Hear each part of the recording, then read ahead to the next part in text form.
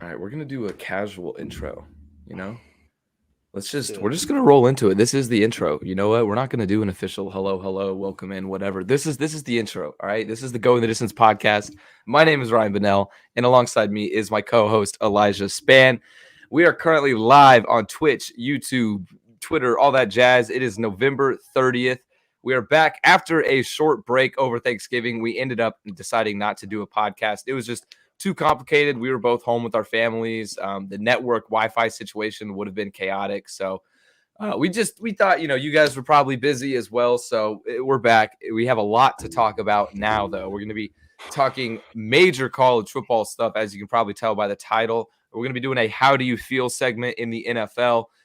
MLB, season's over, but free agency chaos has begun. And we're going to be touching on that a little before we close out with Love It or Loathe It, as always. But first, make sure to check us out on social media over at GTD_sports. Other than TikTok, we are at GTDsports.com. You can follow our personal accounts. I'm over at Ryan Bonnell8, and Elijah is at ElijahSpan19. And actually, this is kind of random. Speaking of social media, Elijah, what do you think? This little bit of a shameless self-promo. So I've been posting on my own TikTok, like my sports bets and everything, trying to become a TikTok sports bettor and whatnot. Mm-hmm. But my name is just Ryan Bonnell8, and I'm like, I don't know if that's a catchy name, really. So I'm thinking, and this would have to be like I would have to commit to it because it could be like my brand long term. What if I just changed my name? Because my nickname from like the Frisbee team is Buns. And so what if I just change my name to Buns? The username is available. Or like GTD buns. I thought about that too. Like just GTD_Buns or something. I'm not gonna lie. Like I went by Jaw in college. I thought about being like GTD Jaw. I don't know. Like I can't tell if that's like good or if that's like cringe. Like I'm No, on I like like Jaw. I no like no no. I know. I like the nickname, but I'm saying like trying to make that like my brand. You know Oh what I mean? yeah, that's the thing. It's like I don't know if I want to like So I'm a bad person to ask. So like I'm on the same boat as you right now. I'm on the yeah, I don't know. I need to ask like a social media specialist, bro. Be like, how should I do this? I need to ask my buddies. Be like, hey, would this be cool or would this be fucking dumb? I think we could just like it doesn't even have to be like GTD Jaw. We could just make it Yeah. Jaw, and then like eventually, if Sure. GTD continues growing, then we become our Uh, personas for GTD. yeah. We'll see. We'll see, but It's in the oven. It's in the yeah, oven. it's in the oven. Yeah, I may end up changing my name as well to just Buns, but. Anyway, all right. That's all we got really for intro stuff. Again, as always, check out our network of podcasts over on gtdsports.com. Got 4 other kick-ass shows, Betting on the Rocks, Hockey Down Here, all that jazz. Elijah, Unexpected Value, is that coming out soon? Oh my god. Ugh. Uh TBD. Hopefully. I've been meaning to just 40-hour work week it's a lot of hours. They kind of Adult, like bro, adulting. I really thought I was like, dude, I'm gonna get all this money. I can do all these things, and it's just really like the only really thing you do is like go to work. And then I gotta take the dog on a walk, and then I gotta somehow make time for the gym. And Yeah. then like at that point, all I want to do is just play Xbox for like 2 hours and go to bed. Yeah, I've been thinking about like, life after college and whatnot, and I don't know how people do it, bro. I mean, not to be on some like existential shit, but like we really live in a society, bro. Like, like we really live in a society. I'm just saying, man. Yeah. Like, we all just go to work and then like we just have like a few hours to kill at home before we go to work the next day. Like, I don't know. It's just I'm not looking forward to that Oh yeah. monotony. Oh no, it's facts. It's very scary. And then like I'm looking at apartments right now in Austin and like a decent apartment in the area that I want to live in to have fun as a young person.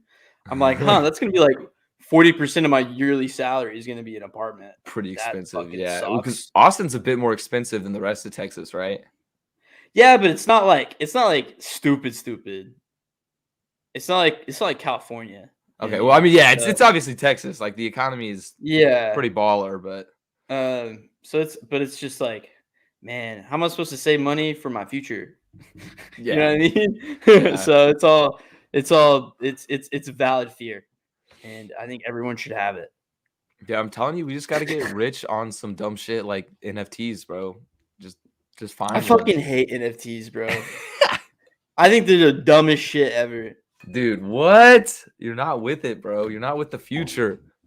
No, Literally everything is going to be an NFT soon. I'm one of those guys, bro. I'm one of those guys. I'll go hard on it. All right. Literally a ticket to a sports game is going to be an NFT sooner or later.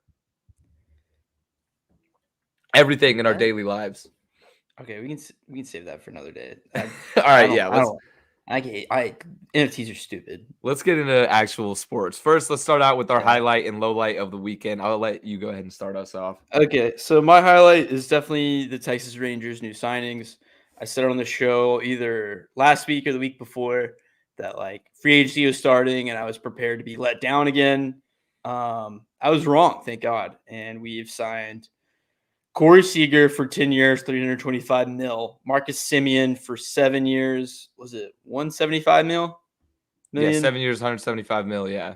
Yeah. And then John Gray, 4 years, 56. He's a pitcher from Colorado. I looked at his career numbers. I wasn't too impressed, but I also had to be reminded of the fact that he played in Coors Field for a while, which really we're hurts the whole numbers. dinger country. And he's apparently got a lot of potential. So he's like our fan base was like, I've heard good things. Yeah. Yeah, he's like got ace potential apparently, which we've done with free agent signings in the years past. And then another guy, Cole Calhoun, which is just nothing to like in years past, we would have just gotten Cole Calhoun. They would have been like, hey, we didn't get Anthony Rondon, but we got Cole Calhoun. And it's just like, shut the fuck up. Or like last year, our big addition was Nate Lowe. And it's like, really, this is what we have to be excited about. And I was ready for another one of those years because like the whole thing of like why we got this new stadium, we were like, they were saying like, oh, well, no free agents want to come to town because it's always hot and blah, blah, blah. And we built this new stadium, 2 years with it, 2 off seasons going in with the new stadium. We haven't signed anybody. And I'm like, all right, why do we even have this? And then boom. The most excited I've been in 10 years. Yeah, it seems like the Rangers actually remembered how to spend money again. And I'm hoping that this is a trend that continues. I mean, maybe, who knows? Maybe they'll make a splash, sign one more big name guy. I was thinking that I was literally thinking, bro, we just need one more pitcher. And I feel like we might actually be not as terrible. I mean, I don't want to say a playoff team, but I think that like definitely on the right path if we sign one more solid pitcher. And I was really shocked about us signing Seager because I really thought we were going to sign Story because Story is from DFW. So I thought that he might want to come home. But instead we signed Seager, which I'm more than okay with. I was about to say, yeah, I'm more than okay with that. That's who I probably wanted the most because I don't want Carlos Correa. Yeah, fuck that. And we still might get Kershaw because Kershaw, again, is from DFW. So I didn't even think about Kershaw as a possibility. Yeah, because like who else other than, Gray now? And who else would be considered the Rangers' ace? Is Kluber still there? No, Kluber's been gone. Dude, I'm lost on the pitching staff. I don't know any of the pitching staff. We have Dane Dunning. Bad. He's okay. He's still young. I mean, we got Jack Leiter, but he's not on Jack Leiter, but he's gonna be years away. But with all these signings too, it kind of tells me that they're ready to spend money because our farm can be in a position, or they feel good enough about our farm that they can be productive MLB players in like 2 to 3 years. Like I don't expect us to be good next year. We'll probably be somewhere around 70 to 80 wins. I don't expect playoffs year one. Oh, definitely. I mean, but if they can go from 60 wins to like 80 wins, I feel like that would be a pretty significant improvement. Yeah, very much so. Very much so. We'll definitely be better than last year, which is sick. So, yeah, it's just nice to have some potential and hope for the future. Yeah, now I have a reason to spend money on Ranger tickets other than to just spend even more money, obscene amounts of money on overpriced alcohol. It used to just be an excuse to go see the stadium and get drunk, but now I might actually want to watch some baseball there. Hey, their tap beer is good. Dude, they have some good options. I mean, it's a nice stadium. It's a nice place. Yeah, it is. And then low light is that. So I went down. My friend recommended some YouTube videos, and we all know how that turns out. I went down a rabbit hole of conspiracy theories about the NFL being rigged, and I can't get it out of my head. Like So, rigged and what's it? Rigged in favor of like, Vegas? yes, that and like for TV ratings? TV ratings, like storylines. Some of the guys I watched, I'm like, this guy's an idiot. But some of them, I was like, that kind of tracks. There was some where it was like tweets of, I think it was a Jalen Ramsey tweet, and it was like the coach told us that we had to give this one to the Pats, but we wanted to get that for ourselves, and we still couldn't get the dub. Referencing like the AFC Championship game, I think, which I don't even know if that's a real tweet or not. It totally could have been fake for the YouTube video. And then but one of the thing too, he was like, "There's even magnets in the footballs for kicking balls," so that's why I've been seeing hella goalpost hits, and I'm just like, why is this? I don't believe in it, but it's just like in the back of my head now, and it's really annoying. I mean, if we want to talk about the NFL being rigged, we can talk about the fucking Seahawks game last night. Did you see the onside kick? No, I fell asleep. So it was 17-15. The Seahawks choked the 2-point conversion. Russ threw an interception on it. And they had they got the onside kick. They got it. It was hype. I was like, because I had 3 units on the Seahawks money line. So I was hype. And then all of a sudden, flag, illegal formation. Bullshit, bro. Vegas made a house call. Vegas called him up, said, throw the yellow piece of paper. Boom, done. Washington gets the win, and the public loses yet again. Oh, that was another one of the things in the videos that like players will sometimes do that. Remember the Cowboys come back last year against the Falcons? Yeah. And their onside kick when the guy was just like literally standing over the ball. Yeah. That was one of them. That was one of the examples. And then one of them was like Cam in the Super Bowl when he got strip sacked. He was like going for the ball and then he like completely ran the other way, which was kind of sketch. And then, but I will say though, is as much as I think the NFL has to gain from being rigged, I think they have more to lose from rigging their games because like it would completely trash the integrity and like I think people would be definitely out if they found out it was fake. So I mean, it's always fun to what's the word I'm looking for? Conspirize against entertain the idea. Yeah, it's always nice to entertain the idea, but like realistically, I think it would almost be harder for them to rig it. Nah, I think it'd be pretty easy.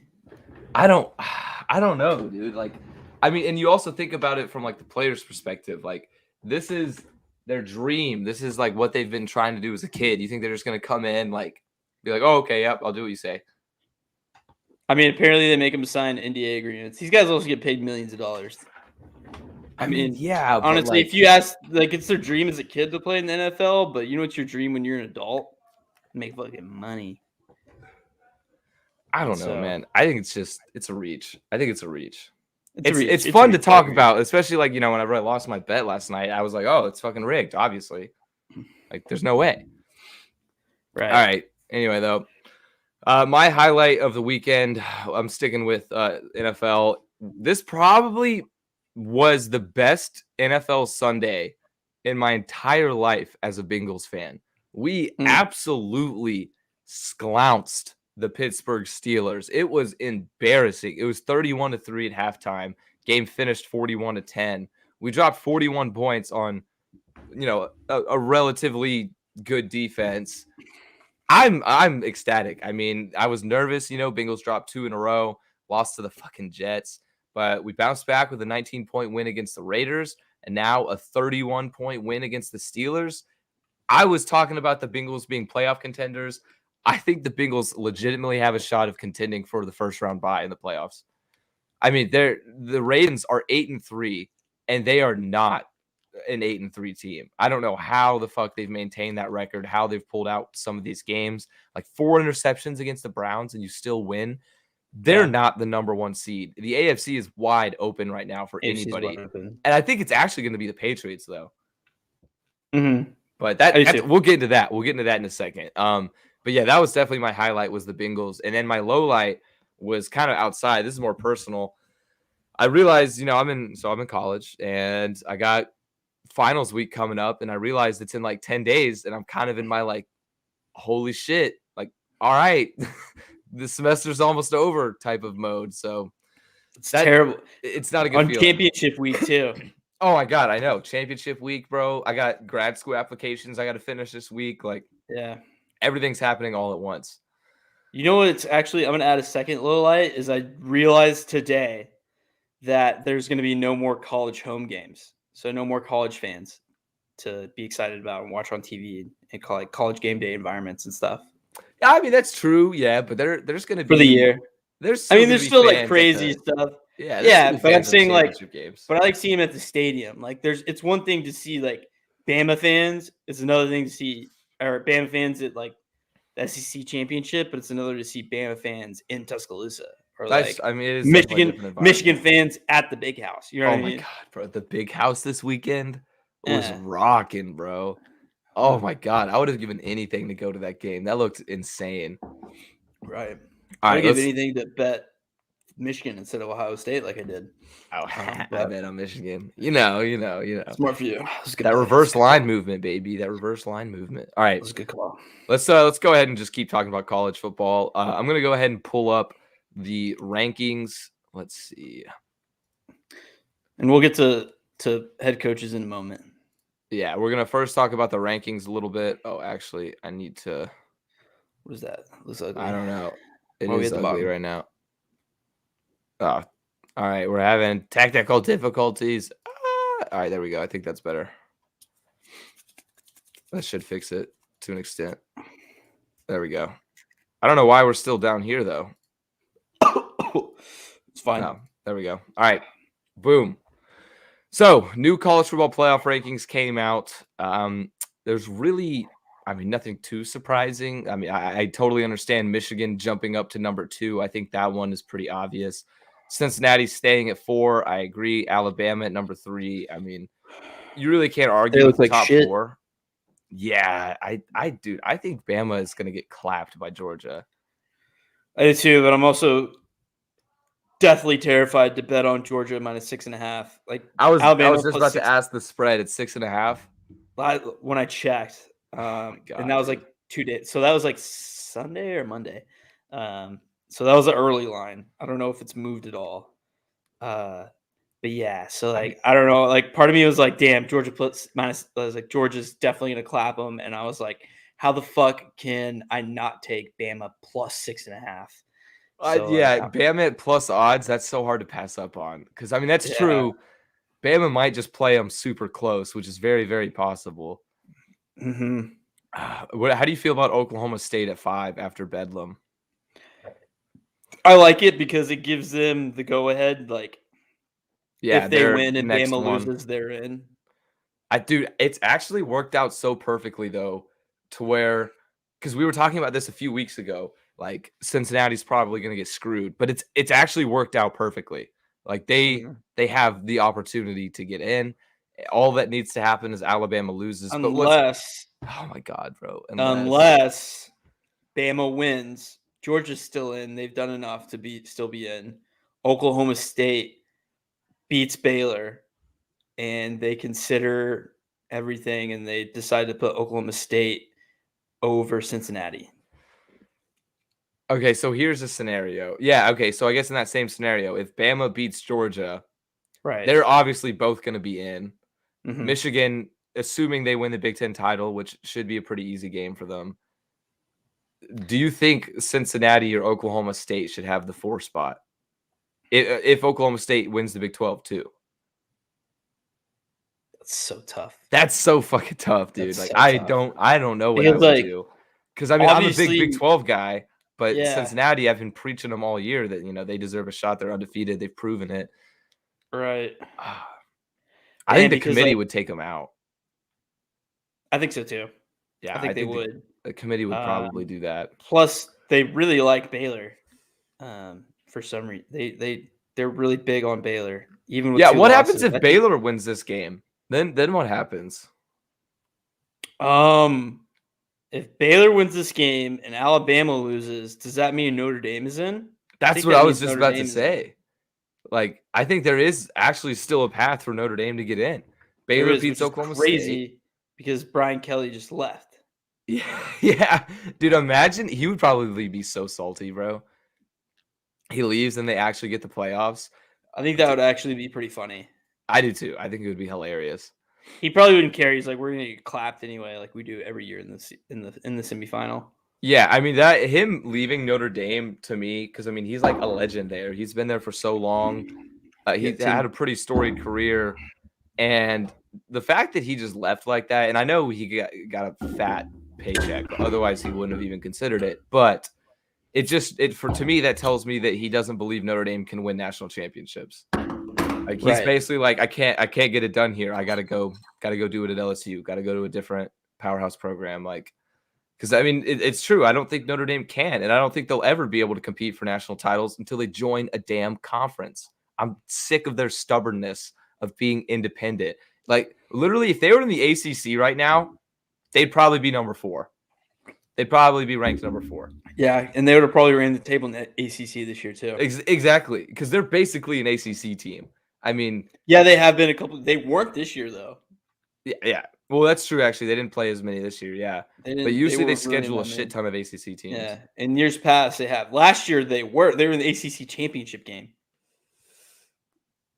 No, they weren't. Remember they played Clemson. Well, that wasn't the championship game. That wasn't. Nah, ACC championship game was. No, they played Clemson twice, dude. Last year, because they played them once with.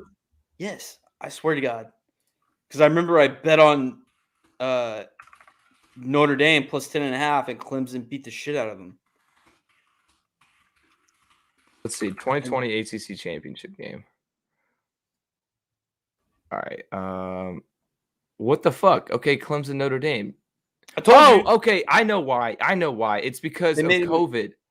Yeah. The COVID. Yeah, I totally forgot about that. You're right. That tripped me out for a second. I was like, what the fuck are you talking about? No, yeah, okay. That makes, yeah, you're right.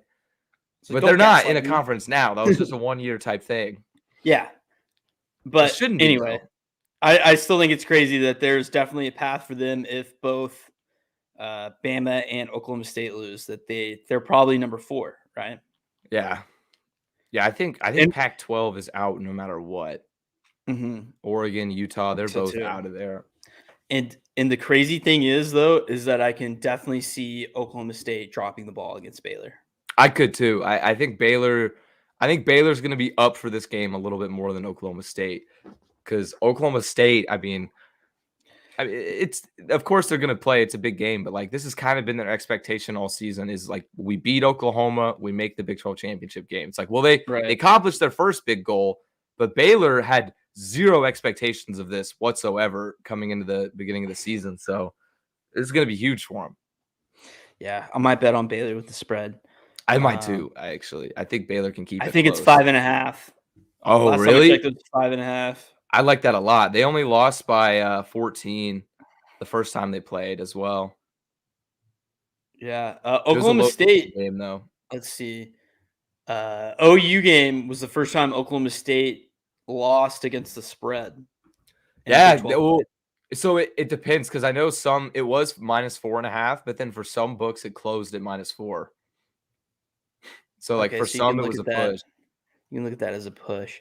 So basically undefeated, I would say. Yeah, Oklahoma State is the most profitable team in the country to bet on this year. Mm-hmm. They've had a ridiculous record. Honestly, good point. I feel like the public's probably going to be all over Oklahoma State. I think Oklahoma State's going to win the game. I do too. Baylor can definitely shake it up a little bit. I think Baylor's going to give them some trouble. And I don't know. Something's telling me, like, man, because like Bedlam was such an emotional game. It was a crazy comeback. I mean, like, again, they beat their rival, which is basically like maybe even bigger. Would it be bigger for Oklahoma State to beat Oklahoma or Michigan to beat Ohio State? I think it's bigger for Michigan to beat Ohio State. But I'm talking about for the school, not on a national scale. Obviously, Michigan, Ohio State. But I'm talking about what it means to that school. I still think Michigan, Ohio State. I mean, there's a reason it's called the game. Like, it is. Right. It is the prime. I think out of any college rivalry, Ohio State and Michigan probably has the most true, like, pure hatred involved in it. But here's my argument for Oklahoma State in this, if it means more to them, because Michigan and Ohio State is kind of a little bit even. I think Ohio State has the edge, but it's not like a blowout. They've won 9 straight years. 9 straight years. I mean, but recently. But I'm talking about historically speaking. Yeah, historically, you're right. They're both. They're both it's blue blood perennial powerhouse programs. Correct me if I'm wrong. Look it up. But I think Michigan might have the edge historically, a slight edge. I might be stupid, but I think Ohio State does, but I don't know. Oh wait, okay. Michigan. Okay, yeah, Michigan leads the all-time series 59-52 with 6 ties, and they just won their first game since 2011. And also, Jim Harbaugh is now 1-5 against Ohio State. Nice. Okay, Oklahoma State is like 90-18 against OU. 90-18. Wait, okay, hold on. All 90-18. I think they're. Oh, you mean Oklahoma leads it? Yeah. Okay. So I see what you're saying in terms of like it's more rare to happen. Yeah, what that win meant. Yeah, I don't know. That's hard to say because again, I think that's just the culture, the school culture as well. In both Ohio State, Michigan, Oklahoma, like it's going to mean a lot to the students because like that's the biggest rivalry. I don't know. That's hard to say. I would probably, if I had to pick a side between like the Bedlam game and the game, I'm probably going to say the game still just because like I don't know how to put it into words really. It's hard. It's one of those things that's hard to describe, but it's just I would use the term clean old fashioned hate, but that's literally the promo for the Georgia Tech rivalry. So yeah. But I mean it is just clean old fashioned hate. Like these guys don't like each other. One of my favorite traditions is like how they cross out, they put an X over every M for the week before the game at Ohio State. Oh, really? Yeah, like they just put a red X over everything that has an M. Every street sign, every class sign, everything. They cross out the M's. I didn't know that. Would you say that the game is the best rivalry week game in college football? Rivalry, yeah. I think if we're talking best college football rivalry, like across the board, I would say Michigan Ohio State is number 1, and number 2 is probably OU and Texas, right behind them. I think, yeah. The only thing is they don't play on rivalry week. They always play like week 4 or 5 at the Cotton Bowl. Yeah, which is still electric, but I mean, yeah. And I think Bama LSU deserves an honorable mention, even though they don't play during rivalry week, because the Iron Bowl is then, which is crazy, which is also another really good one. Yeah, Auburn, Alabama could be. I think Auburn, Alabama would be above Auburn, LSU. Auburn, Alabama might be number 3 rivalry. Yeah, you might be right. Probably up there as well. Probably just because the Texas and the Texas A&M one used to be one of the best. But I know I want that to be brought back, which it will in the SEC. It's the only good thing that's going to come out of that. It will, yeah. Dude, I'm ready to get into it. Honestly, you want to go ahead and talk about some of these coaches? Yeah, let's do it. Because like just talking about the SEC, the Texas move, Oklahoma move. I want to start though with Oklahoma. You know, Steve Sarkisian at Texas. That's a situation in of itself. We got Longhorn fans already calling for a $20 million buyout, which is absurd. Insane. Yeah, absurd. It's just stupid. But Oklahoma, though, Lincoln Riley just dropped a nuke on Oklahoma and just walked away, just like nothing ever happened. And it's so ironic. So if you don't know, for those listening, Lincoln Riley left Oklahoma to become the new head coach at USC on a ridiculous contract. He's signing the length isn't specified yet, but it's a $110 million deal. The university is buying his house in Norman for an additional $500,000 than it was over market. Yeah, over market. They're also buying him a $6 million home in LA. They're giving him full access to a private jet. Like, this man has it made. He's going to be living on a beach, bro. Like, imagine at first my thought process was, why the fuck would you leave Oklahoma? It's one of the best jobs in the country. You've won 4 straight Big 12 titles as their head coach. You've had 3 Heisman winning quarterbacks. You have one of the best recruiting classes in the country. It didn't make sense to me until I thought about his personal life. And I was like, well, that actually would be a kick-ass deal. I mean, I would much rather live in LA than fucking Norman. And also, if he goes on to restore USC, who's been down in the dumps the past few years, he will be He's a a bigger god. legend. Yeah, he'll be one of the best in the country if he does that. He'll be revered as a legend. So I actually, at first, I disagreed with it, but the more I think about it, I think this is a great move for Lincoln himself, but he fucked over Oklahoma heavy. Yeah, I was blindsided by this. So it's always Yeah. exciting when you get some when you're just blindsided by like breaking news. Because there was like no inklings of this whatsoever. Like usually, like there's some rumors like, oh, USC's looking for I don't know. Like if it came out with Urban Meyer, we'd be like, oh shit, really happened. Like whatever. Like damn. Like a lot of people speculated whatever, but whatever. But, like nobody was talking about Lincoln Riley to USC. Yeah. It happened, which was just crazy. And then, but the number one takeaway I have from this is that Lincoln Riley looked at OU, looked what he's done with the Big 12, and knew that he was going to the SEC in a couple years. And he said, fuck that. Yeah, he's scared, bro. He said, I'm not fucking going. I'm not going. He's like, I'm not tarnishing my record. I'm not putting up with that bullshit. I don't want to play A&M and Alabama every year. Like I don't have, because let's face it, in the Big 12, OU's better than everyone else by a long shot. Yeah, by a long. I mean, Texas is usually their toughest game. Oklahoma State as well, usually their toughest game. But again, as we just saw from their record, 90-19 all time. Jeez. Like they're dominating those games. Yeah, it's a non-issue for them. And he's like, man, go to the SEC, go 8-4 every year, and then maybe every once in a while I'll get a 10-win season in the SEC. Fuck that. I can go to the USC, secure the bag, live on the beach, and run the Pac-12. Yeah, I think he actually, and I am a big USC hater. I really, really hate USC. I think they're one of the most overrated programs year in and year out just because of their historic greatness. But look, they're not when they talk about like jobs, USC is considered one of the top jobs because they can offer what they did. I know. I mean, I know. Okay. Like I know we like having that same type of hatred towards Nebraska is warranted because Nebraska could never offer that, right? But USC, I mean, it still has, it has the history. They've been kind of down for some in years past, but like that's still a top job. It's still LA. It's still the USC. I mean, it still has the potential to completely dominate the Pac-12 if they just get the right guy at the helm. I mean, I'm not arguing that. I mean, I agree.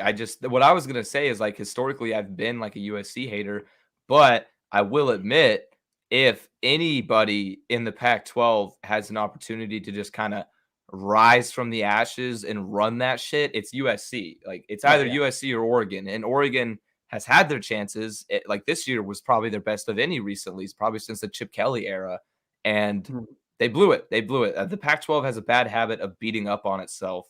Because the fact of the matter is, most of the teams just aren't that good. They're pretty close in skill level. Oregon as their best team isn't much to be bragging about in the grand scheme of things. So yeah, Lincoln Riley could definitely turn USC around. I mean, you got to admit he's one of the best coaches probably in the country. I know he was kind of handed everything on a silver platter at Oklahoma, but he took it and he ran with it. And he led them to 3 playoff appearances, 4 conference titles, like you name it, he did it at Oklahoma. 2 Heismans. Yeah. I mean, his accolades are insane. But I do think though, like you said, I think he's just scared. I think he's kind of being a pussy. He's scared of the SEC. He doesn't want to get sclounced on. It is a good opportunity for him though. You think he's a pussy for it? I wouldn't go as far as calling him a pussy. I think he was just like, I don't want to do that. Nah, I'm just poking fun at him. I think just talking shit. Yeah, I think it was the best move for him. It was the right move, but I don't know. I think that's fun to say. Like he just left because he didn't want to coach in the SEC. It's kind of crazy. A bunch of OU recruits have been falling out. There's also rumors. So Spencer Rattler's going to transfer, but we already knew that was going to happen. Yeah, it's bound to happen. Yeah. But apparently there's a rumor that Caleb Williams might transfer to USC. I'm hearing this too, and I love it. I think it's going to happen. I think that really would be hilarious. Caleb Williams tweeted something super nonchalant, like basically saying like, I'm not going to comment on any rumors. I'm just focused on the Sooner Nation. Love you guys. #boomer. And it was like, all right, bro, you're fucking leaving. Like, you're out of there. Because I don't know. Lincoln Riley also has gotten clowned on social media for this. So whenever Gary Patterson got fired from TCU, he went on this whole spiel about he started. He was loyalty. mad. Yeah, he was like, it rubs me the wrong way seeing a university just show no loyalty to a man that has just done so much for them. And then meanwhile, and he's talking about how like they should have let him finish the season. And meanwhile, he just gives Oklahoma a fucking like a 1-day notice, and he just bounces like that. Nothing, no rumors, nothing. And now he's bringing a few coaches with him. Like they've lost a few I think they lost their defensive coordinator already, a few assistant coaches. And you mentioned their recruits. They're losing recruits out the ass right now. They've lost multiple 5-star, multiple 4-star recruits. Oklahoma is imploding, and I love it. I love seeing this. They haven't struggled in so long. Yeah, it's their first head coaching search since 1999. That's nuts, actually. Found Bob Stoops, so which is crazy. Which they might hire his brother Mark Stoops, which I think would be a decent hire for them. He's turned Kentucky around. Stoops just signed a 10-year extension at Kentucky. Oh, really? Yeah, like literally like just a couple hours ago. Well, never mind. I think I have a conspiracy. So we've talked about conspiracy at the beginning. Maybe this is a conspiracy type episode. So Oklahoma brought on Bob Stoops to be their interim head coach for the bowl game.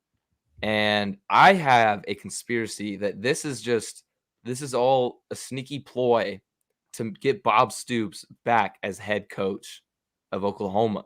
They're going to find a way. I know he had some, maybe some health issues and whatnot. He's getting a little older, but I feel like he wants to come back. He's had his few years of retirement, and if he comes back, he'll be an even bigger legend in Norman. Sooners already love that man. Like he is their Jesus in Norman. And if he came back, I think it would be huge. I think it could happen. Yeah. I don't know. Yeah, I could see him coming back, honestly. I mean, I don't know. I could definitely list a couple names that coaches have come back after health concerns. Like Mac Brown was a guy that kind of retired and then came back. Urban Meyer, of course, very famously, has came back like 3 times. What are some other names? Yeah, Mac Brown worked out really well. I mean, Mac Brown, like he took UNC, built him into a top 25 team whenever he came back. So it's not like it's impossible to come out of retirement. No, and Mac Brown's old as shit. So Bob Stoops could do it. And I mean, of course, he knows everything about OU. He's been there for a very long time. So I'd be down for it. I think it'd be a decent hire. Because I don't know where they would go at this point. Like because they weren't prepared to be on the head coaching search. Yeah, and I mean almost every major head coaching candidate has been swooped up. But yeah, Billy Napier went to Florida. Yeah, you know who hasn't been swept up? Our boy G-Pat? Gary Patterson. He's still on the market. He said he wants to keep coaching. I don't know. Also, Ed Orgeron still on the market. Doubt he's going to get a job though. Yeah, I'll probably take a year off. I could see him taking a year off and then landing. I don't even know where he would go. I think Coach O is definitely going to take a year off probably. That'd probably be smart. But Gary Patterson, man, I don't know. That wouldn't. I think he's definitely still good enough to coach somewhere. Like it just didn't work out. I highly doubt OU would hire him. I do too. I don't even think he would want to go to OU. There's been rumors of him becoming like Texas's defensive coordinator and stuff like that. That would be a bummer as well. I could definitely see him moving into a DC role. Oh, true. But I don't know. We'll see what happens with old Gary. But another big hire. What? Oh, I just want to say this one thing about Gary. I just hope that he goes to a group of 5 school to be a head coach. That way I can root for that group of 5 school. Yeah, same. Honestly, I'd be okay with that. I think he might, like, there is like a possibility of him ending up like as defense coordinator at Kansas State, his alma mater, something like that. Which true. I wouldn't be opposed to that. Like, it would be weird because we have to play Gary every year. But I mean, that would still be a good story for him, at least, to go to his alma mater. But all right, continue. Yeah, next up, another big coaching hire. We got Brian Kelly going to LSU. This one was kind of another bomb that just came out of nowhere. How do you feel about this one? Yeah, I mean, like pretty much just the same way I felt about Riley. You know what I mean? I was just like, Yeah. because it was also just out of nowhere, like RKO. Watch out! Watch You know out! what I Watch mean? out! Watch out, watch out. Yeah, you know. So damn. Just I think you hit the nail on the head though when you said it earlier in the episode that like he made this move because he didn't feel confident that Notre Dame could win a national championship. I don't. And for I don't think they for can. whatever reason that may be. And I think that's because I don't know, maybe the area or I don't know what it would be. I think it's really weird that you're seeing these head coaches move from like very, very sought after jobs to slightly better jobs. Yeah, Of it's course, like there's a they've big already gap. reached the pinnacle. Of course, there's a big gap because, like, when you think OU, is OU a top 5 job? Is it a top I don't. 7 job? I don't know. It would be hard to rank them too because honestly, I would as much as I hate Notre Dame, I would say Notre Dame is a better job than LSU. Like, and it's very close. It is very, very close. Uh, I think just no. because of the history, the prestige, the strong recruiting ties, like Notre Dame dominates their recruiting pipeline. Like they do. That's true. That's true.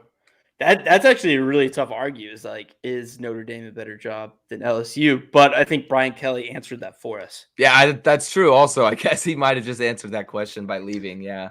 But like, I think it's crazy that coaches are going from like a top 10 job to a top 8 job. You know what I mean? Yeah. Someone could say, "Oh, you was a top 7." Lincoln Riley just went to a top 5. Yeah, USC is definitely up there. Brian Kelly was at a top 10 job. He went to a top 8 job. Yeah. You know what I mean? It's like that's wild to me. Yeah, I don't know how Kelly's gonna work out at USC. I mean, again, like I said, I'm a big Notre Dame hater. I really maybe it was just Notre Dame, but I don't know. It's hard to put the blame on like everything on Brian Kelly, but I mean, if they are anything like his team at Notre Dame, LSU is just going to choke every bowl game. They're going to choke every SEC championship game. Like, they're just not going to get it done postseason. Yeah, I looked at his record. I looked at his like career today. He's 6-5 in bowl games. Really? I feel like it would be worse. Or is either 6-5 or 5-6, whatever. And then 0-2 for tournaments, which is the CFP. But he had 2 D2 championships at Grand Valley State 20 years ago. I didn't know that. Yeah. I looked at his Wikipedia page today. That's the only reason why I know.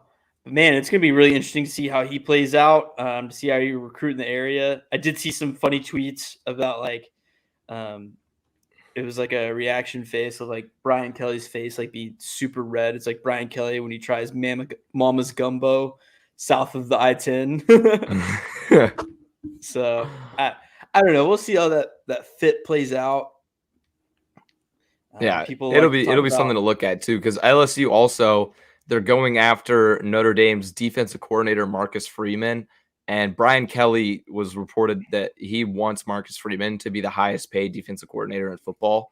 So he wants LSU to get his defensive coordinator and the Notre Dame offensive coordinator Tommy Rees. So this is one thing that I don't really understand. I don't understand hiring the complete, I mean, because obviously in football, head coach, offensive coordinator, and defensive coordinator, those are the big three, right? Those are the most important.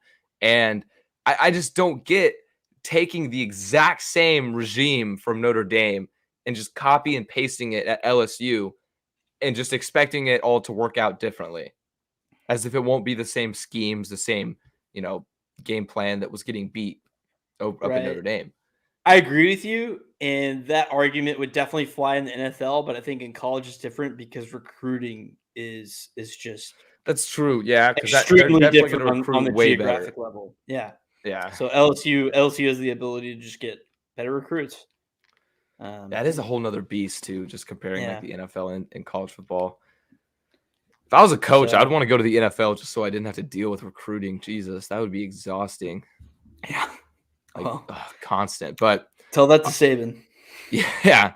Alrighty. Next big coach move. This one affects us personally. Sonny Dykes is the new head coach at TCU. It was finally officially announced yesterday after a long-awaited rumors and everything going on that he was coming. We've known for a while he was coming, but it's official now. Sonny Dykes, new TCU head coach.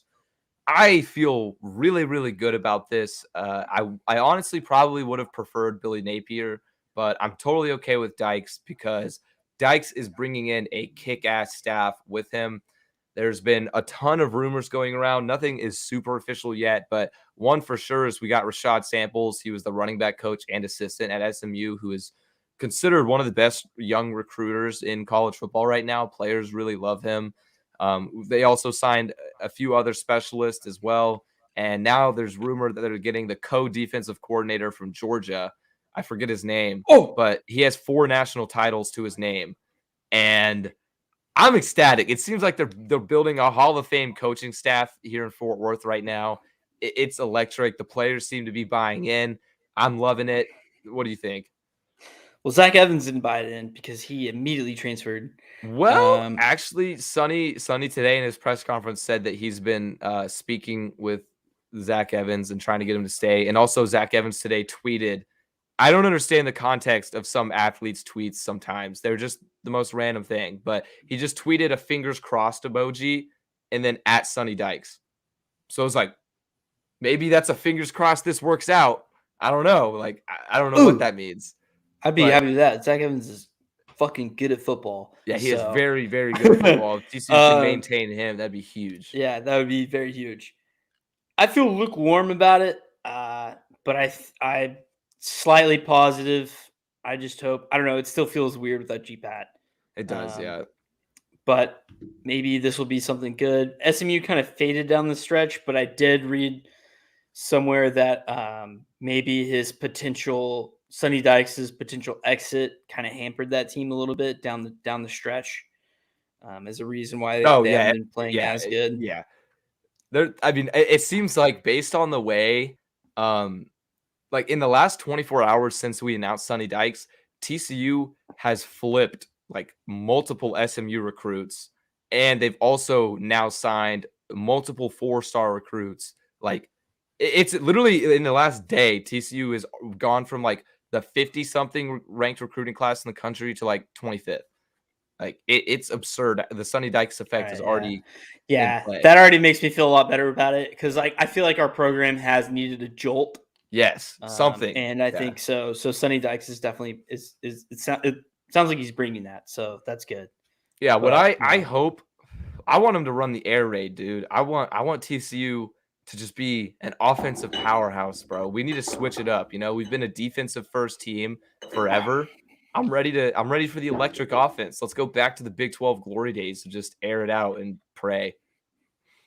Let's do it. Yeah, I'd be down. I think I am nervous though. I'm excited because he has the DFW recruiting ties. He's been here. He knows the area. He knows the high schools. He knows how to get good. I mean, and SMU's recruiting has been killing it. They really have. Like they've been pulling in, especially their transfers, bro. Like Shane Buechele, Tanner Mordecai. They're getting big name quarterback transfers.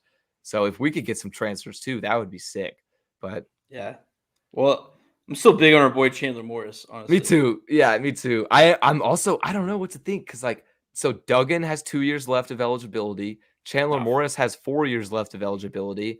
And then also TCU, he hasn't been talked about much, but Sam Jackson, our third string, we brought him in as a recruit last year as a 4-star dual threat quarterback. He could be like the next Trayvon Boykin. Kid looks like a beast. The only thing is, I don't know if he's ever going to get his opportunity here.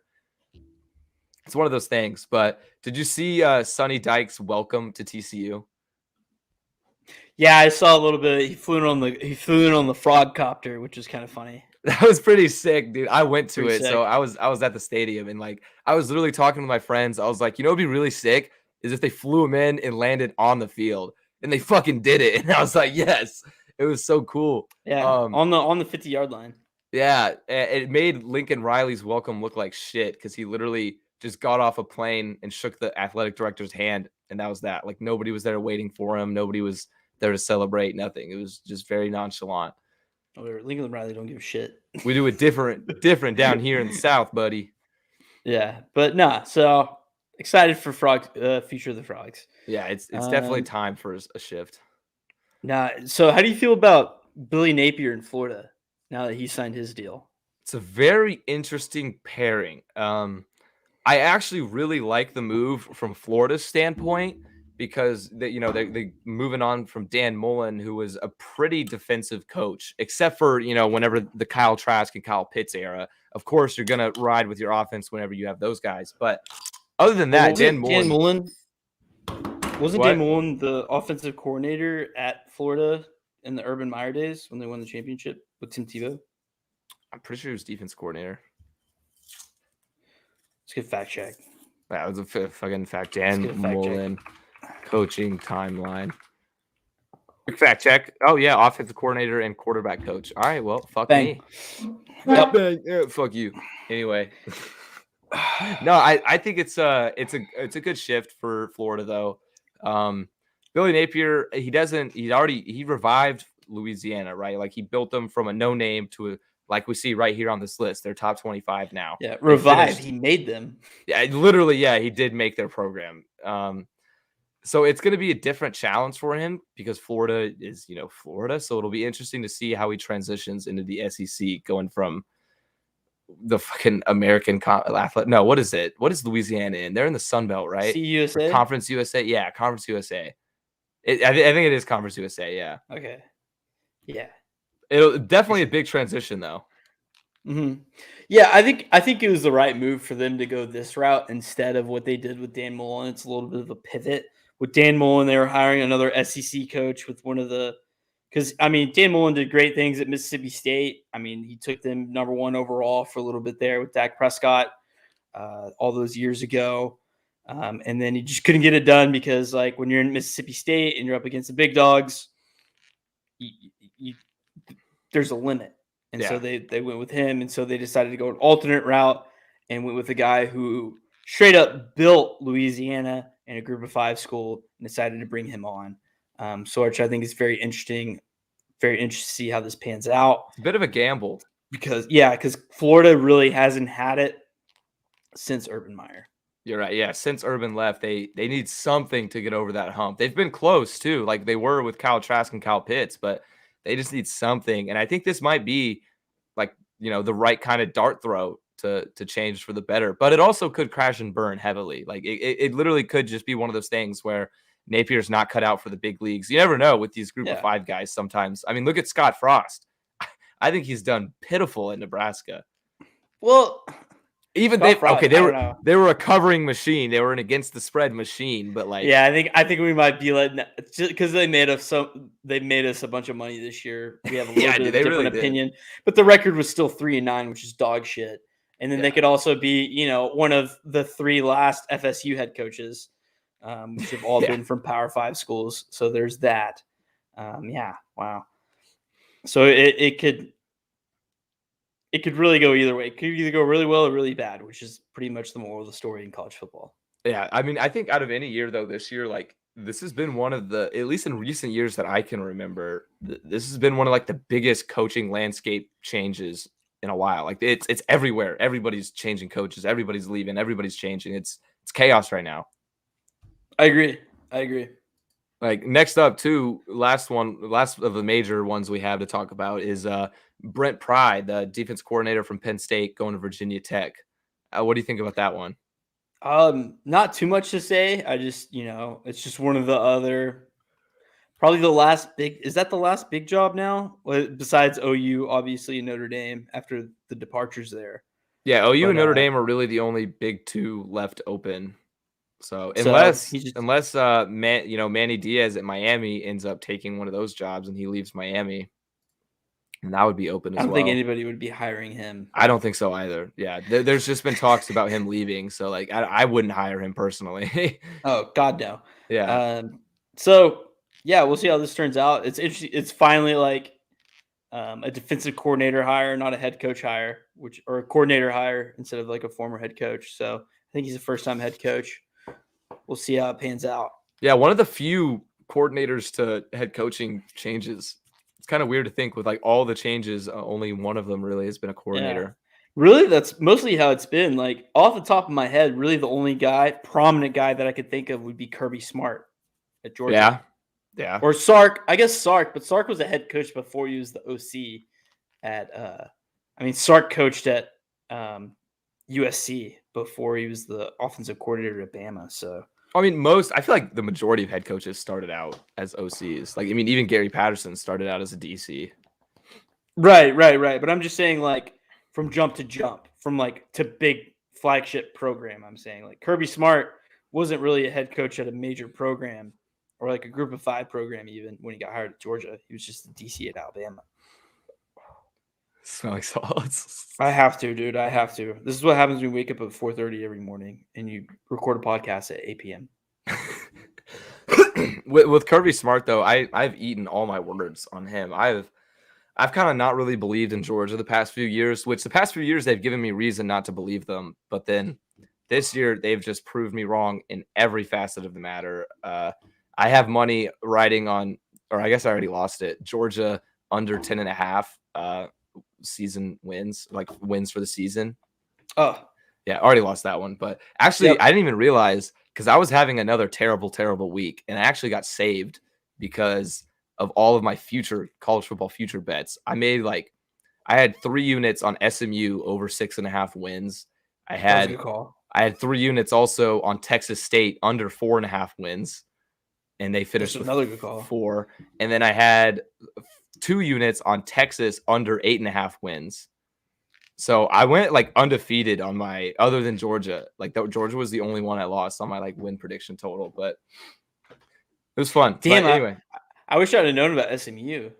Yeah, I know. 6.5. I was literally That's like free money, bro. easy money. Yeah, it was free money. That's almost a rat line, but rat lines don't really happen with futures. Yeah, but it was like minus 140 odds. That's the only thing. Oh, okay. I had to put a little bit of juice down, but yeah, that's it though for most of the major college football changes. Another name though too, now that I just think about it, looking at the list, is Baylor head coach Dave Aranda might be out of there, like at the end of the season, after the bowl game and whatnot, after the championship game. Dave Aranda is kind of a hot commodity as well. Other big schools want him, so that could be a name. And then Notre Dame, there's also rumors as well that Notre Dame might be waiting for Luke Fickell to finish the season and try and get Luke Fickell. That's from Cincinnati. I have heard that as well. But I personally think at this point, Luke Fickell seems like he's committed to stay at Cincinnati. And I think he has reason to. They're going to pay him ridiculous amounts of money to stay there. And also they're going to be a Big 12 team soon. So he's going to get that Power 5 job. Yeah, and if Luke Fickell didn't have interest in LSU nor USC, then he's not going to have an interest in Notre Dame. Yeah, I don't think so. Yeah. The only thing is though, he is like a true Catholic, and like that's like they're saying that they want to bring back the Catholic recruiting ties and stuff. Okay, that's interesting. Yeah, I think he'll stay. I want him to stay because I want to see him in the Big 12. So Me too. Since Cincinnati, he will still be good. I want Cincinnati to be good in the Big 12, and I want TCU to fucking beat them and take over. But alrighty, I think that is it for our college football segment. Now we went on kind of long on that, so I'll leave it up to you if we want to do the whole "How do you feel" segment, or if we want. Yeah, let's do NFL and then Alrighty. call it a day. I guess we could do MLB too, but we could do MLB on Thursday because I mean there's going to be probably more moves on by then. True. So alrighty, yeah. First, I'll get rid of that. But yeah, let's do some NFL. Alrighty, so first up on our "How do you feel?" This, for those that don't know this segment, we basically just kind of go from topic to topic, asking how we feel on each scenario around the league. Starting with you, Elijah. This one's just for you. How do you feel about the Cowboys dropping 2 in a row after? I'm fucking pissed off. Super Bowl chance, baby. Ugh. All right, so first off, Raiders didn't win that game. The refs won that game. That one I kind of agree with. Yeah, that was the most god-awful officiated game I've ever seen in my life. How does the NFL look at that game? And by the way, I think that's the most watched regular season game in 10 plus years, 15 plus years. That's nuts. Yeah. And it was just filled by flags. It was awful to watch. Literally after every play, I was looking at the bottom of my screen. I'm like, when's the flag going to be thrown on this? Where's the flag on that? There's missed calls on the Cowboys towards the end of that. Or missed calls on the Raiders. And I don't know. It's just very infuriating. But that's why I'm not. I am scared too a little bit because that's a game in the Jason Garrett era that we definitely would have lost, and that we've been winning those games recently, and we lost that one. It makes me kind of scared. But so there's a mild level of concern, but in total, I'm still feel pretty good. Another thing though is that like the rest of the division is somehow like turned itself around into a competitive division, which is crazy. Hey, Giants are a playoff competitor right now. No, the football team are. The football team are more seventh. legit. Yes, I know, more legit. I'm just saying because Giants are bottom of the division. Yeah, but the Giants, I mean, they just beat the Eagles, who are trying to make a playoff run since they completely adopted the run game of their own. So crazy. So I just hope that if we can dominate the rest of the East with these improved NFC East teams, I'm gonna be fine. So I mean, the Cowboys are still going to win the division regardless. Like that's a lock right now. I just mean like in terms, does this make you more nervous at all for a playoff run? No. Really? Unless we get that referee crew. I mean, yeah. If you get the same exact crew as the Raiders game. Yeah. They probably had money on Raiders plus 7.5. That's what I'm talking about. The fucking conspiracy theories, dude. Most of the money was on the Cowboys that game. I don't know. Coincidence? I think not. Rodgers up to something, bro. Mm-hmm. Rodgers making some house calls. Okay. What do we got next? How do we feel? I'm going to go ahead and answer this one myself. How do we feel about the Bengals absolutely destroying the Steelers this weekend? I kind of already touched on it on the beginning during my highlight of the weekend, but I mean, I feel super confident. This is literally the most confident I have felt in a Bengals team probably since 2014, whenever we had that 8-0 start with Andy Dalton, 12-4 finish. That was our year. I can rant about that. That was our fucking year, but Andy got hurt. Anyway, I think this is one of those years that it just really doesn't make sense. Bengals projected 4-5 wins, already 7-4. I think we have a very, very good chance of finishing 11-6, or even I was looking at the schedule, not to be a little too cocky, but I think we can finish 12-5. I really do. I really do. Here, wait, I'll pull it up and let me know if you agree, because I might be in over my head on some of these. But so we got the Chargers at home. Based on the way they've been playing, I think that's a winnable game. Then we got the 49ers at home. That one, I don't know. That they're kind of scaring me right now. Broncos on the road, easy dub. Ravens at home, already sklounced them once. We can sklounce them again. Chiefs at home, that's the one I'm nervous about. And then Browns on the road, we got to even the series with Cleveland. That's 12-5. 12-5 right there. I don't know. Realistically, 10-7 would be a good finish. Yeah, I'd say 10-7. I actually kind of like the Chargers next week because everybody's so down on them. I think the Chargers are due. I think the Bengals are riding high, and I think Chargers are due for a bounce back. But that's just me. I don't know what the spread is, but I bet 2.5 Bengals. 2.5. Wow. Okay, it's not that much. I know. Damn, I really want to win that game though. 8-4 would be chef's kiss. Yeah. All righty. Next up, how do you feel about the Giants firing Jason Garrett? I think we touched on this last week a little bit, but I don't know. Their offense still sucks. They put up 13 points against Philadelphia. Their defense is what prevailed in that game. So I don't think Jason Garrett's the problem. I think the problem is that Daniel Jones is their quarterback and Dave Gettleman is their GM. Joe Judge is their head coach. The head coach and GM, those are problems. But I don't know. I think Jason Garrett was kind of a big problem. I think he was limiting some offense, like in the sense that Kadarius Toney wasn't being utilized in a way that he should. Okay. And already since they've been kind of like getting him involved a little bit more since Garrett left, but I don't know. It just seemed like it wasn't really working with their personnel, his scheme. I don't know why, but I still delusionally have at the back of my heart some sort of hope for Daniel Jones to have a decent career. A lot of people do. I still feel like he has potential. Like he's just, I don't know what it is, but he needs to get over the hump and he needs somebody to work with him. It's because he's a fast white guy.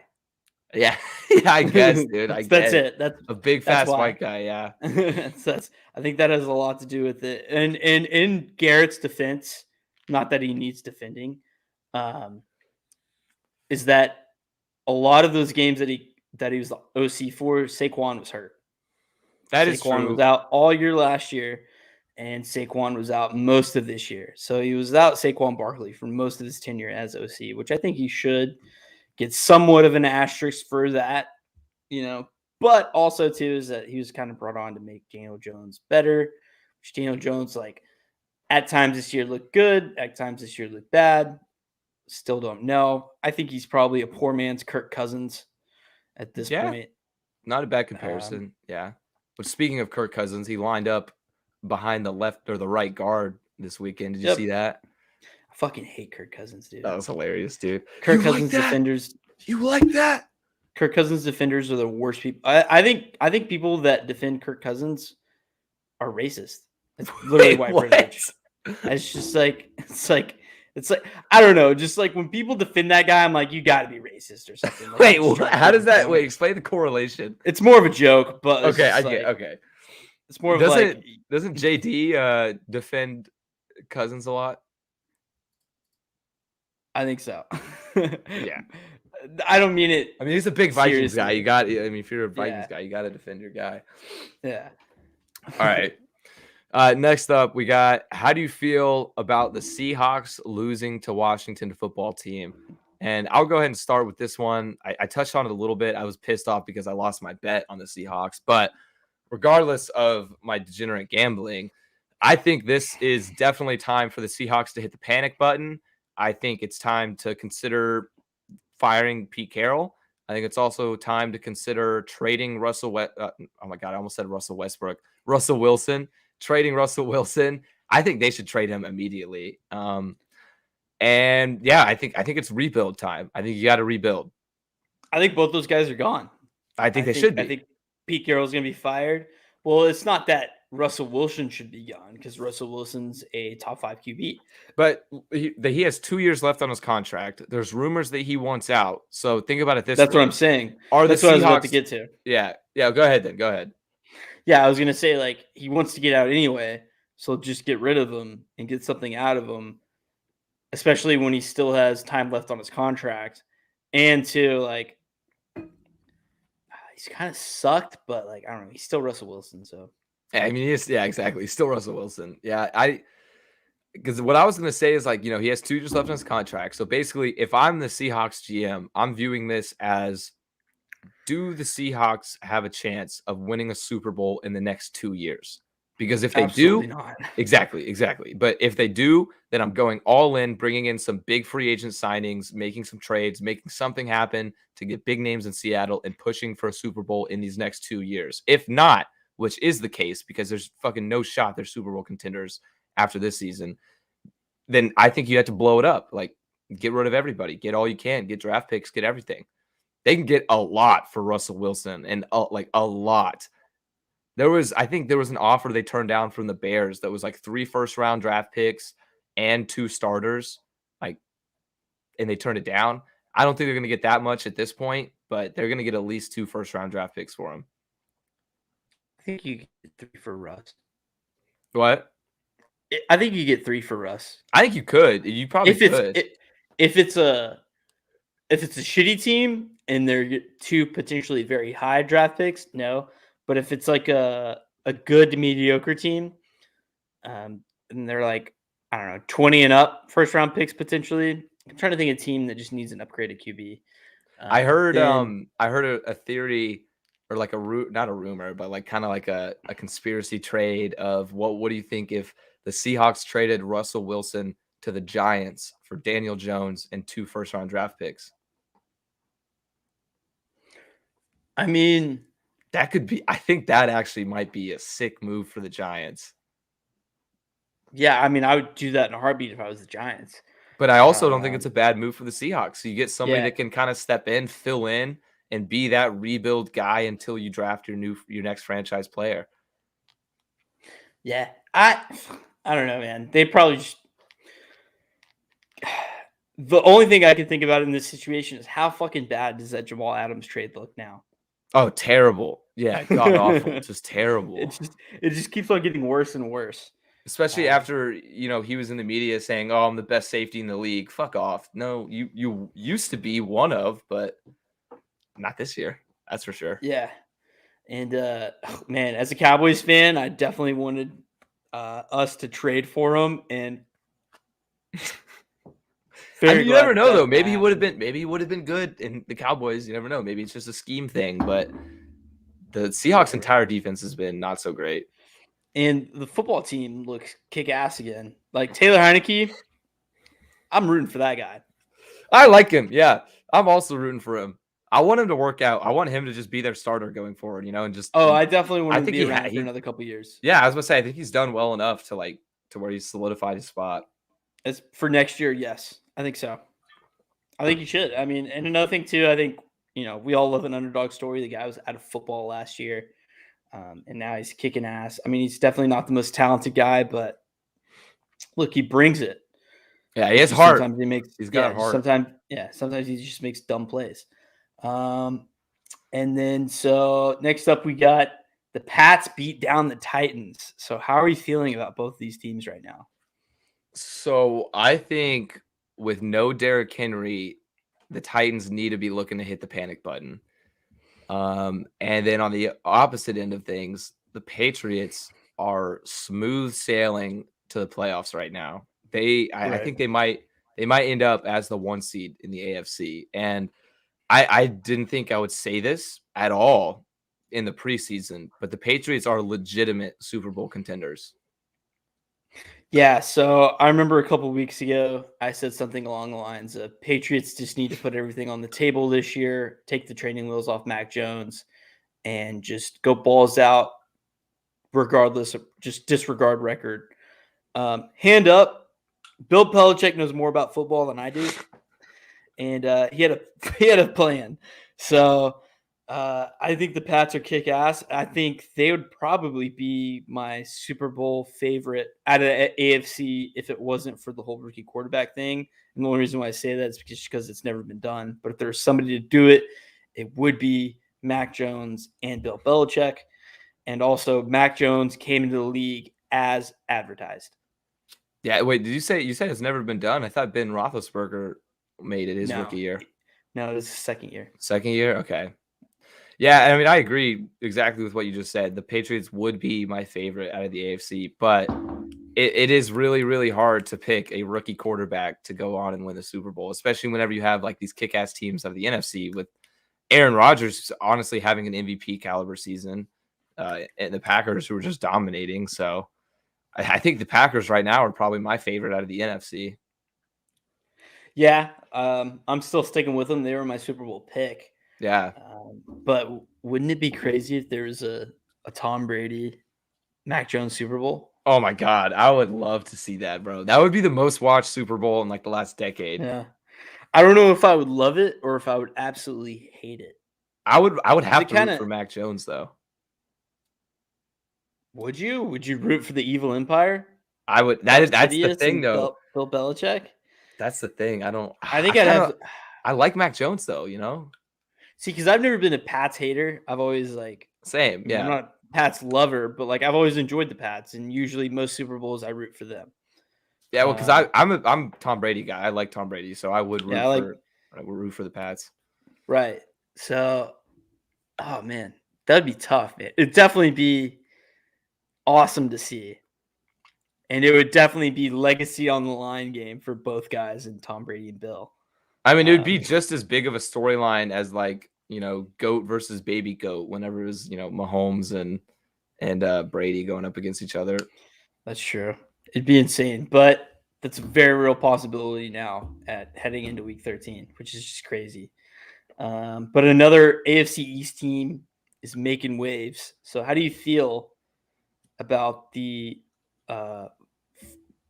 Dolphins right now making a playoff berth? I don't think 4 wins in a row. I don't think it's happening. I don't know why. I still am pretty low on the Dolphins. So Tua has the 8th best QBR apparently. I can't remember if it was straight up QBR or QBR with some kind of ramifications like we all love to do.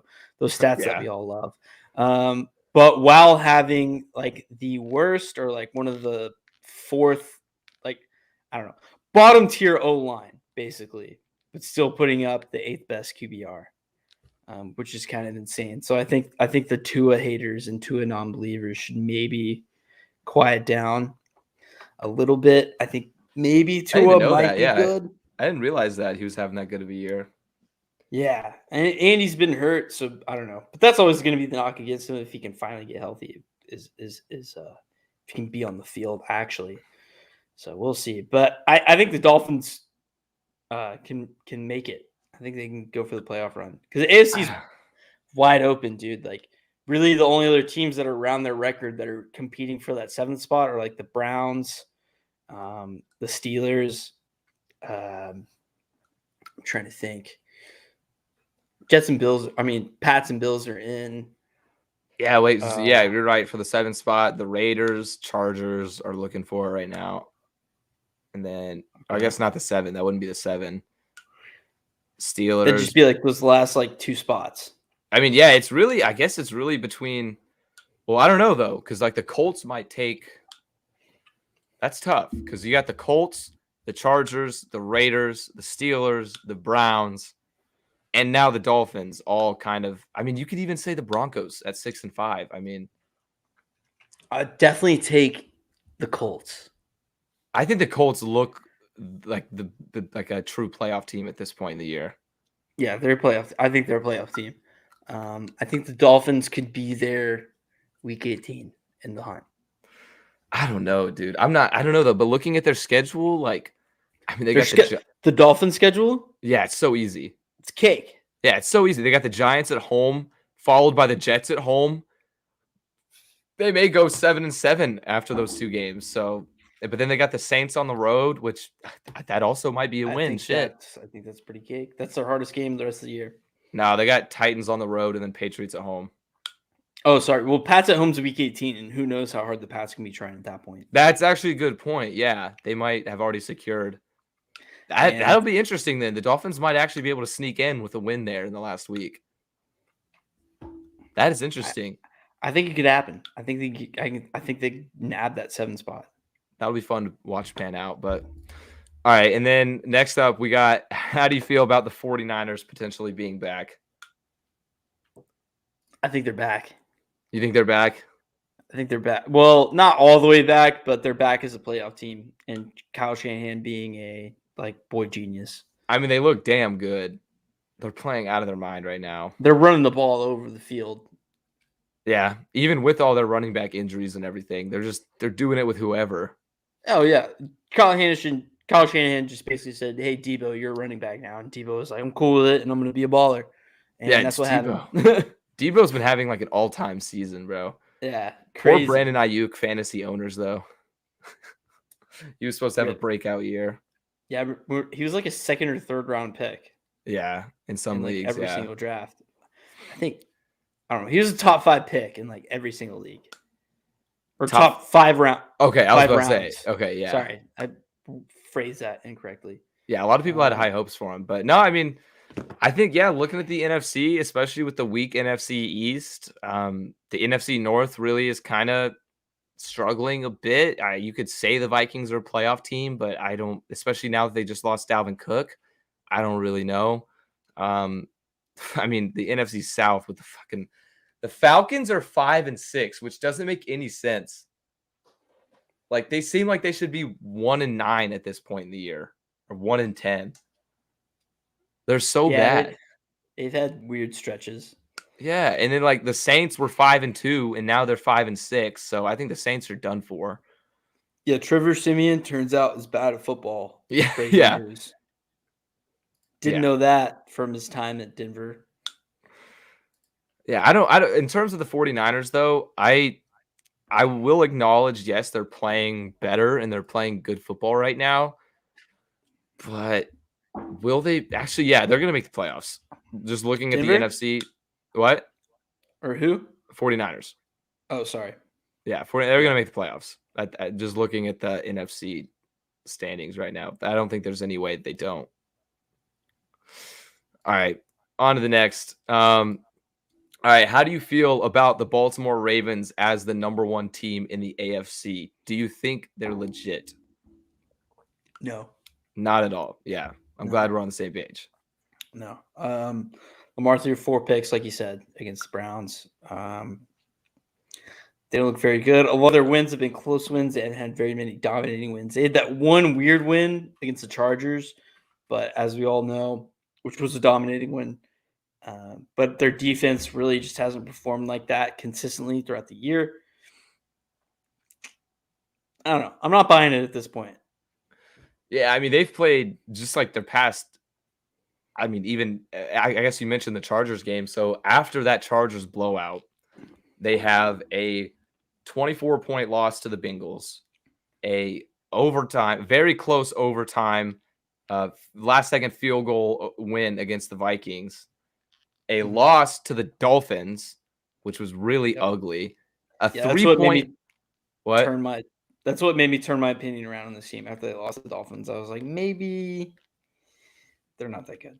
Yeah, exactly. And then a 3-point win against the Bears, who looked really bad in that game as well. And then the Browns game, which was probably the ugliest primetime game of the season and will be probably. Disgusting. Yeah, it was just, but it was honestly fun to watch. I kind of enjoyed it. Oh, it put me straight to bed, so I enjoyed it as well. No, but I don't think the Ravens are going to do anything in the playoffs. I think no matter who they play, they're going to be a first-round exit, even if they somehow find a way to finish with that 1 seed. Well, I think if they're not the 1 seed, they could probably win in wild card week. But if they do get that bye, I'll agree with you. But I think they could win the playoff game. But I'm just saying, as a 1 seed going all the way to the Super Bowl, no. Yeah, definitely not. No, I don't. I wouldn't even have them on my radar whatsoever for a Super Bowl. But I will say how weird the AFC has been this year. I could see them making an AFC championship berth. Yeah, I mean, I guess. Yeah, It's been weird, man. Like the Bills are dropping games left and right. I don't know. Are the Chiefs back? Don't know. I think the Chiefs are back. I really do. But yeah, the Bills. Pats?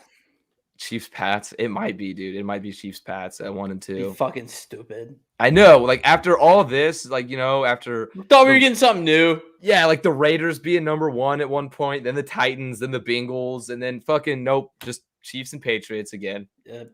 It might end up like that, honestly, at this point. But all right, and then last but not least, just a quick question. What are your overall thoughts on this year's Thanksgiving games? How did you feel about them? Did you think it was a good set of games or boring? Well, that Lions game was just depressing. It was, but for me personally as well, and just in general. And then I guess I don't know. There was that Cowboys game. I'm sure other people had fun watching it. I didn't. And then, I did hit a crazy parlay on player. Dude, I literally, I was just, my whole family was just sitting around the TV, and then Dalton Schultz scored, and I jump up, and I'm like, yes, let's fucking go. That was a pretty nuts parlay, though. Like, yeah, that was whenever you sent it, I was like, no fucking shot. Like, I'm not taking like, no shot. I even, as soon as it was one of those where as soon as I met it, I was like, why the fuck did I make this? And then, like, at halftime, I was like, yo, this boy's alive. This boy is alive. Like, because was it 4 or 5 legs? It was 4, I think. Okay, yeah. It was Noah Brown over 3 catches, Pollard over 3 catches, Cedric. It was like Wilson, Cedric over 50-something yards. Yeah, and then Schultz to catch a touchdown. Bang. Dude, I didn't think Schultz was going to catch a touchdown. That was the one that I was nervous about. Yeah, but it happened. It happened after a call. Still went down this week though, so whatever. But yeah, no, and then the Bills Saints game was a blowout, so they're kind of eh. Yeah, I mean, I think the Bills Saints game wasn't really fun to watch, but I think overall it was a good day of football because although the Lions game was depressing, I wanted to see the Lions win. It was a pretty good game, even though it was I don't know, low scoring, not much offense, but it was nice to see. I loved seeing Andy Dalton put on a show. He had over 300 yards. He got the Thanksgiving MVP trophy.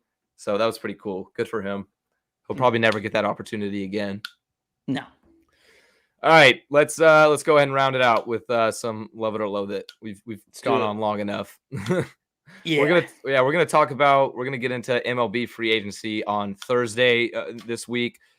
We went a little bit longer, so we'll talk about it then. And I'm sure more signings will probably happen in the next, like, by tomorrow and Thursday as well. So, alrighty. First up, Elijah, I'm gonna start with you. So LeBron calls this season his biggest challenge yet. Love it or loathe it? I love it. Shut up, LeBron. All right, we'll leave it at that. Tiger Woods spoke to the media for the first time since his accident. Yeah, I love it. He said some things about it. He was very honest in this press conference. He said basically like, I hope to compete professionally in golf again, but I don't think I'll ever be able to compete at a high level. And he, said he was lucky to be alive, which, I mean, we all know the details of the crash. He's right. It was a very honest press conference, but I don't know. It's just crazy, looking at him in his career. But but there's still a little voice in the back of my head with Tiger telling me all these things. I'm like, you know what? He could still probably win the Masters. He's gonna do it, bro. He's gonna find a way to win the Masters somehow. I feel like it's gonna happen. All right, and then next up, we got a report came out recently that MLB has been interchanging its balls this season. Yeah, I'm gonna love this. So apparently they've been interchanging like normal balls with juiced balls, like with like not even like per game. It's been by a ball bag. So like you can see clips of pitchers like looking at balls and like feeling them different and not liking them and like wanting like a normal ball, I guess. It's kind of crazy.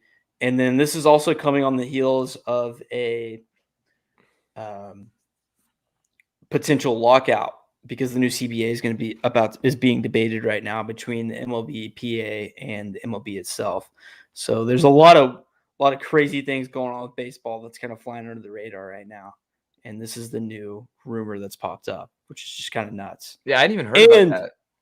And people are kind of pissed about that this report came out because this is also the first year that the MLB has had a partner that's a gambling company in like FanDuel and DraftKings.